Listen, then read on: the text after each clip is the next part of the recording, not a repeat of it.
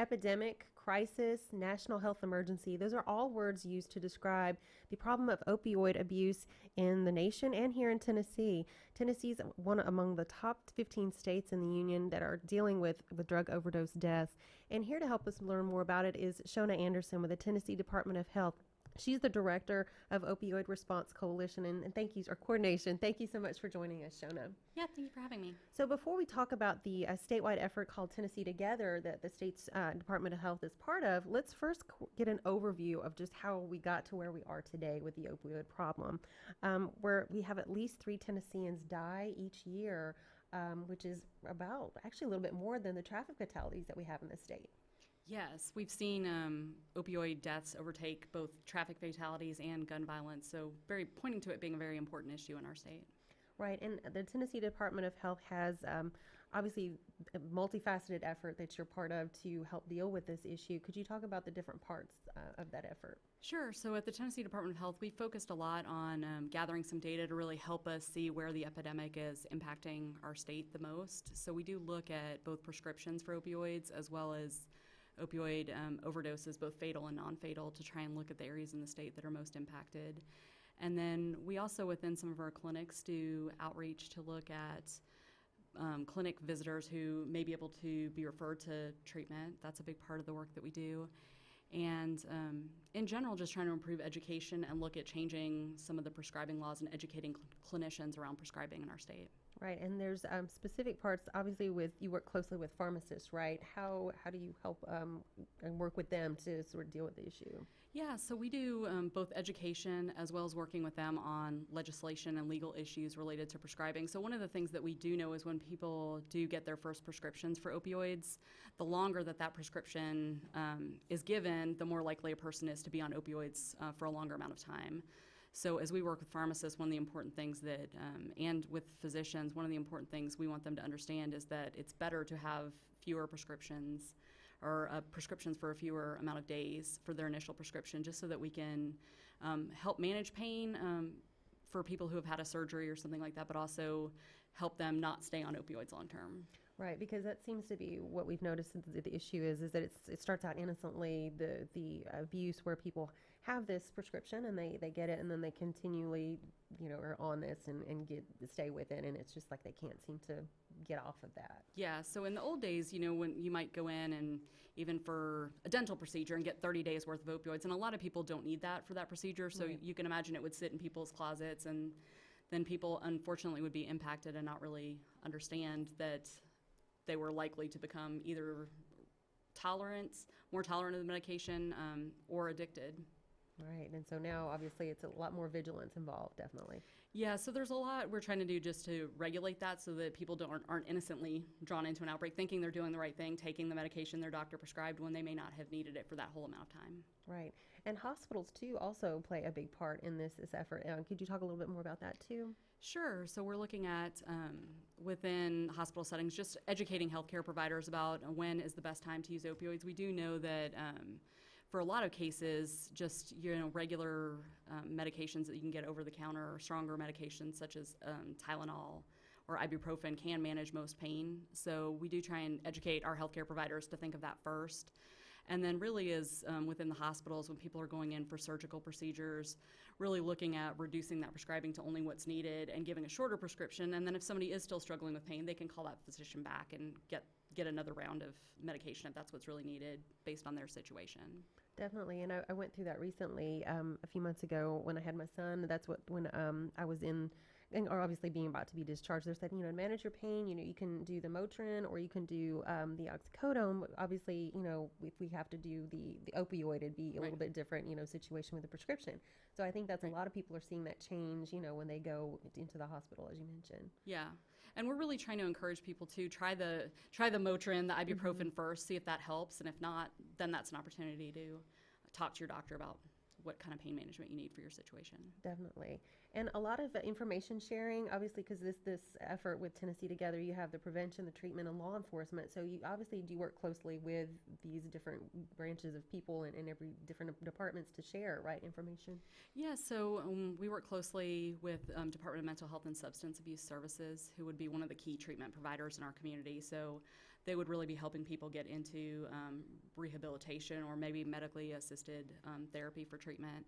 And then law enforcement, we work pretty closely with the Tennessee Bureau of Investigations, looking at, within our state, we're starting to see increases in some of the illicit substances, so helping us address, drug dealers who may be bringing illicit substances in so that people aren't exposed to them.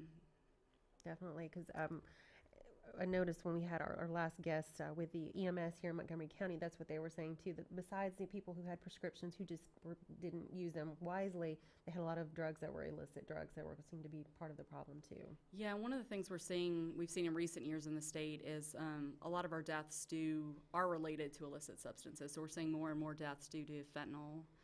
That's a big proportion of our deaths, and it's continuing to grow every year.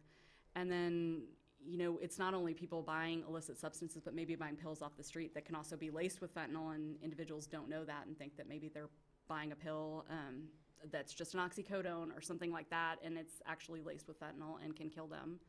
So we're trying to make sure people are really cautious about getting their pills from their prescribers and really understanding what's in those medications. And I'm glad you brought up fentanyl, because I think it begs to be repeated and emphasized how very strong and potent this drug is. Could you speak a little bit more to that? Sure. So with with law enforcement, some of the seizures that they're seeing from fentanyl, they have a really good image that shows the amount of heroin that could kill somebody on a penny and the amount of fentanyl that can kill somebody on a penny. It's really only like 2 or 3 grains of fentanyl. So you have to be really cautious. When drug dealers and illicit substances are not necessarily controlled, so if somebody's not mixing appropriately, they can accidentally put 1 or 2 too many grains in there, and that can kill several people, unfortunately. So it's really important not only to address that from the law enforcement side, but also as an education to individuals who might be using illicit substances, that they really need to be aware that that is in the community, and really think about how much of a substance they take their first time, especially if they don't know where they've acquired that substance from. Right. Now let's again look at a good overview, if we could, of the state. What statistically, what appears to be the area where we seem to have the most amount of overdose deaths due to opioids in Tennessee? So in Tennessee, it does change a lot from year to year. One of the emerging trends that we're seeing is obviously the increase in illicit substances causing our deaths, which means that our epidemic is starting to move towards more urban areas. We do see a lot of illicit overdoses, or just overdoses in general, but also due to illicit substances in both Nashville and Memphis, Shelby. There still continue to be cases in the east part of the state, around Knoxville and up towards northeast. Montgomery County and the surrounding counties around Davidson County have actually been seeing increases in both overdoses and overdose deaths over the last couple of years. So it is starting to change, but is centering around a lot of our urban areas. Right. And comparing those figures that you're seeing now to what you may have seen to maybe 2 or 3 years ago, did it appear to be a drastic increase, or what kind of increase has your research shown? So for 2017, we had about a 9% increase from the year before. So it's not drastic, but unfortunately, we've been seeing increases for the last 5 to 10 years for deaths of overdose deaths, which is really not the trend we want to see. We'd like to see us start to be able to turn that trend around, or really at least start to stagnate the trend and have it level off. We are seeing, though, amongst those overdose deaths, a lot of them are polysubstances, so people that might be using not only an opioid, but also fentanyl, maybe methamphetamine. So more of our deaths are having a lot of substances in their system, which is an emerging trend as well. Yeah, and could you speak more to that trend and why it seems that happens, where you have maybe people who started out with one thing, and then it's just like they keep maybe unbeknownst to themselves, or maybe they do, maybe they speak to that issue of what with dealing with opioids, that you have those people using several kinds. Yeah, so one of the challenges is we don't do a lot of interviewing of individuals who may be struggling with substance use disorder. As far as the substances, it's hard for us to know really how that substance started, or whether it was maybe they took a pill that they didn't know what was in it and it happened to have 2 or 3 substances in it. There has been increasing amounts of other drugs, such as cocaine, that are laced with fentanyl as well. So it's kind of hard to tell whether somebody was intending to use cocaine and it happened to be laced with fentanyl, or whether they chose to use both cocaine and fentanyl at the same time. So we don't really know where that started, but we do know that we do monitor whether individuals had prescriptions for opioids and then died soon after that. So we do try and look at whether or not we can do some outreach to those physicians and really talk to them about the fact that some of the folks that they're prescribing to do end up using illicit substances. Definitely. Yeah. Shoana, thank you. And if you're just joining us, this is Micca Terrell with 91.9 Public Affairs. And joining me is Shoana Anderson with the Tennessee Department of Health. Shoana, thank you for talking with us about the opioid abuse problem. Again, tracking the epidemic, and you've noticed this, as you mentioned, an increase and everything. Obviously, education is a huge part, and you spoke a little bit about that previously. Can you talk about some of the different education efforts that the Tennessee Department of Health is in making sure that people, take part in the health industry and the state? Yeah, so right now we're working on some media campaigns and messaging just for individuals to understand, A, what opioids are. A lot of times people don't even understand the medications that they're taking may have opioids in them. Also working a lot on having people understand incidental use of opioids, so not necessarily intending to become addicted or requiring a substance, but they start using it for a break that they got in their leg and then end up continuing to use it, so helping them understand the importance of that. And we also are working on addressing our youth, so trying to really get there before they start using substances so that we can talk to them about ways to learn promote positive health behaviors. So how you make positive decisions when people around you may be pressuring you to use substances, or really understanding where addiction can start. So those are some big efforts that we have. And then we're also really excited about a new campaign that we're working on called the Faces of Opioids. So we're trying to get individuals from every single county in the state to really talk about how the epidemic has impacted them, and really looking from a broad range of perspectives. So not only people who are struggling with addiction, but maybe individuals who have a workplace and they can't find people to come and work because of the opioid crisis, or they have family members that have been impacted, and really helping us understand that it's really everybody in our community that's impacted. There's not a specific race, gender that is not really at risk of this crisis. So really trying to have everybody understand that we're all in this together and really need to work on the epidemic together. Right, and that's a great thing, because that's what we've noticed in our research and doing this series so far. We've noticed that it affects everybody. It does. No matter what you make, what your income is, or where you live, or whatever, it's everywhere for sure. Yes. Definitely. Now, there is the Tennessee Red Line Hotline. I'd like to talk to you about that briefly. That's part of that effort, not just education, but if people have questions or need help, talk about what the hotline does. Sure. So the Department of Mental Health and Substance Abuse helps fund the Red Line, and that is actually a phone number that individuals can call, not only if they're struggling with opioids, but they do address other substance use issues as well. So maybe if people are struggling with alcoholism, they can call the Red Line, and they'll be able to talk about what they're going through and hopefully get linkage to treatment or care or services based on what their needs are. Right, and that number, if 1-800-889-9789. Again, that's 1-800-889-9789. And speaking about alcoholism, it seems like there is the concern that a lot of opioid abuse is linked to other abuses with alcohol too. So that's obviously, I guess it's good that people can call and get help that way. Yes. Too. And could you talk to us a little bit more about how Montgomery County fits into the picture? I know you briefly mentioned it, but from, again, as conversations with the epidemics, they've seen a pretty large increase just this year alone over last year. Could you give us some more maybe specifics on the trend here? Yeah, so we have seen, especially with our non-fatal overdoses, so really looking at how many people are coming into emergency departments or the healthcare system, we have seen pretty dramatic increases in Montgomery County over the last year. One of the challenges with that is, as we're seeing some of these new communities starting to see an increase in, overdoses, they may not have the same support system around them. They may not have the treatment centers. They may not have the transportation that people need. So we're really trying to look at ways to work with Montgomery County to start addressing the epidemic here and really start to respond to the increase in numbers that we're seeing so that we can help community members here. Right, because as you mentioned earlier, of course, this is an area that's really getting more and more urban. We're seeing a huge population growth, so I'm sure seeing that's part of it too. Yes, and struggling to keep up with all the services that are needed with the growing population is challenging. Definitely. Now, how can average citizens here in Montgomery County, of course, across the state, how can they help out with dealing with the opioid crisis?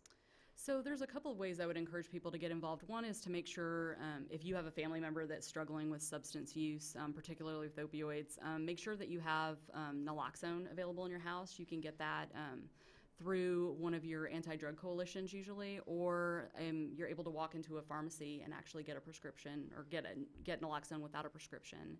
And that can help in the event of an overdose. If you give somebody naloxone, you can actually save their lives. So that's a really important step, I would say, especially if you have family members that are struggling with opioid use. Just education in general, understanding what opioids are, and knowing that there's incidental use. So maybe if you have an opioid prescription, making sure that you lock that prescription up or keep it in a place where people cannot access it, so that maybe your children don't come into your medicine cabinet and start taking those substances, or not sharing your medications too. Sometimes people will say, "Oh, this really worked for me." When I, had an injury, and share it with somebody, and then those individuals end up accidentally becoming addicted because they don't understand how strong the substance is. And then one of the other things that we're starting to work on is a website called tntogether.com.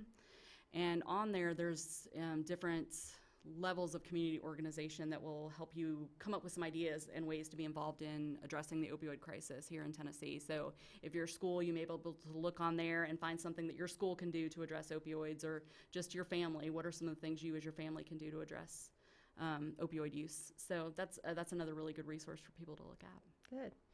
And what do you think it will take to get this epidemic under control? Besides, obviously, education is a huge part.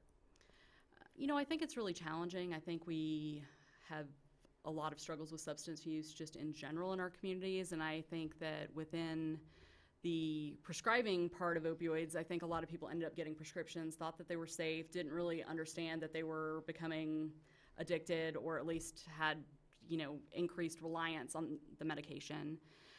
In general, I think we don't have enough substance use services around us, so I think we're going to have to continue to build the treatment system within the state so that we have more access to treatment, especially for people who have now become addicted to opioids, but also all the individuals that were struggling with substance use disorder before and now may have started using opioids during the crisis. And then really having a community around us. It really takes everybody to be involved. Treatment is one aspect, but understanding that we need to reduce prescribing, understanding that, this is a chronic disease where people can relapse, just like with a diabetic, where they might have high blood sugar one day because they ate a cake. We don't get mad at those people, and we don't blame them for their condition. I think we have to, as a community, start to come together and understand that individuals struggling with substance use disorders, sometimes their choices may not be the best choice in that moment, but we still need to support them, still need to find ways to encourage them to get into treatment and start to recover. Yeah, definitely. It is such a huge effort, and that's, of course, the Tennessee Department of Health has a huge part in this multifaceted effort too. And in your role, how does your background in epidemiology help you with your role there in the opioid response coordination? So one of the things we really try and look at is how the data can help us make better decisions, and that's really, within epidemiology, we start to look at where disease patterns are emerging and how we can address them. So one of the things we're really trying to look at is whether data on prescribing and overdoses can come together along with data from law enforcement, along with data from treatment, to really find ways to address the epidemic and really start to understand changes that we're seeing. So we've already started to see some of that just with changes from opioid prescribing to now illicit substances. So looking at how we can better help the community based on what the data is showing us. And as far as the responses that you've gotten back from just what you've done so far, does it seem to be that it's helping? Obviously the numbers showing that we're seeing, more new cases of, unfortunately, of the abuse, and we've got to address that with the treatment. But what you're doing now with the pharmacists and with the hospitals, does it seem to be hopefully stemming the tide? Yeah, so we have seen decreases in the amount of opioids prescribed in the state, which is great news. That means less people are getting an opioid prescription that don't need it. And, we have to strike a balance between reducing our prescriptions, but also making sure that, people who really do need opioids, people who might have cancer or need end-of-life services, making sure that they're getting the prescriptions they need. So we are excited to see that our amount of opioids prescribing are going down, but we still remain, other states around us are going down at the same rate, so we're still remaining as one of the top states for opioid prescriptions. As far as deaths, we are starting to see some promising practices. We are able to identify some areas where we can get naloxone out. And so we're not, we're hoping that at least having life-saving medication out there, even though people may be overdosing, at least we're able to save their life, and that provides another opportunity for them to go into treatment and hopefully recover after that event.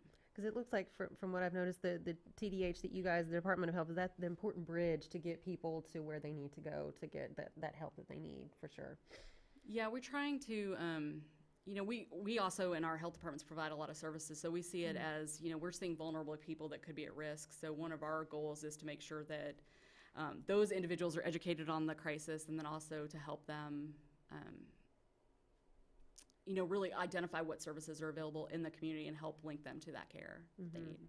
And as far as the training and everything that staffers are getting now in hospitals and otherwise to notice those possible signs, is that leading to more referrals to mental health?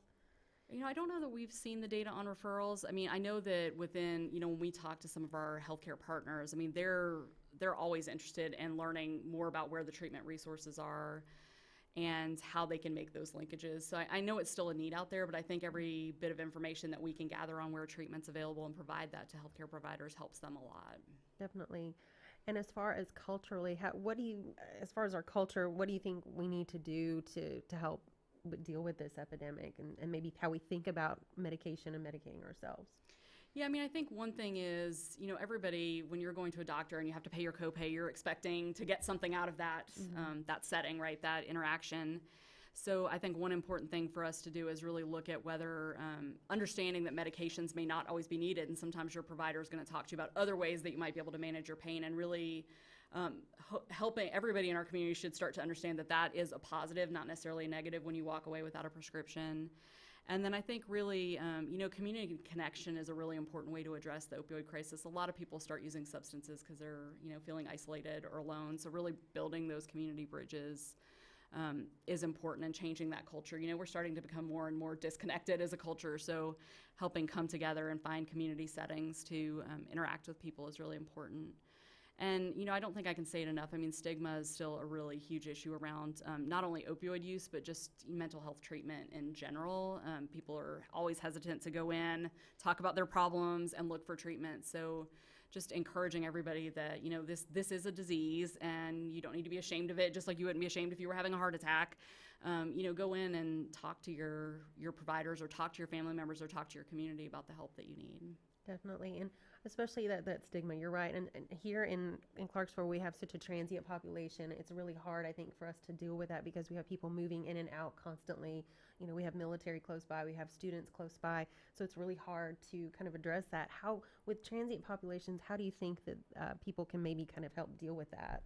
It's challenging. I mean, I think we've tried to think about in some of our areas building community-based events that can work. So I know in some places they form running clubs where maybe people can come together, so you don't have to be there all the time, but it's a group of people that maybe you're with and you're sharing a positive behavior and working together to just change your lifestyle in general. And that's a good time to just bring together people from different communities. You don't need to be there every day, but it is a connection, and it helps you. Every time you're running or doing something positive, you're making a choice to do that instead of a choice to do something negative, and those are important. And then taking care of our health better overall, do you think that, because obviously with Tennessee we have obesity issues we are definitely working with too, and taking over better care of ourselves, how do you think that will help deal with this issue too? I think those are all really important. We know that substance use, while it can happen to anybody, really has some roots in adverse childhood experiences. We know that, high stress in childhood and can impact lots of things. I mean, our health in general, being overweight, it can also lead to substance use disorders. So, I think any aspects that we can take to really promote positive behaviors really give us an opportunity to do good things for our health rather than, maybe making choices that are not as healthy for us. Right. So exercise is really important. Yes. Better health, like food choices too. I know a lot of people like the fast food, but just absolutely any kind of physical activity is really important, and reducing your weight however you can. Making healthy food choices or getting as much exercise as you can is really important. Right, because those natural endorphins way better than That's true, than anything yes. that we could have illegally, or not illegally, but just prescription too. And I wanted to just recap what we talked about at the beginning. Obviously, Tennessee Together, a huge effort. You have education, prevention, part of that as well, and working closely to refer people and to help people get treatment, and working closely with law enforcement too. Could you give a quick just recap of what we discussed in the Tennessee Department of Health's role? Sure. So with Tennessee Together, we play a role in both prevention and working with our treatment providers to really help build a network of care for individuals. So on the prevention side, it's really important for us to look at what's happening with prescriptions and really either, as much as we can, provide education to providers so that they can change those habits, but also, this last year we went through legislation to decrease the amount of opioids that can be prescribed. So those are really important. And then just in general, trying to help link people to care. So, we're working on initiatives that might help us look at how many beds are available for people who are struggling with substance use disorder or opioid use. And just really within our health departments, promoting a culture where people understand what resources are available around them so that they can link individuals to care that they may be seeing for other things. Maybe they're coming in for family planning, and that's a great opportunity if they're struggling with substance use to also talk to them about treatment and care. Great. Shoana Anderson with the Tennessee Department of Health, and your official title, Director of Opioid Response Coordination. A big job, right? It is, yes. Thank you so much for joining us. Thank you. And I'm Micca Terrell with 91.9 Public Affairs and APSU-TV.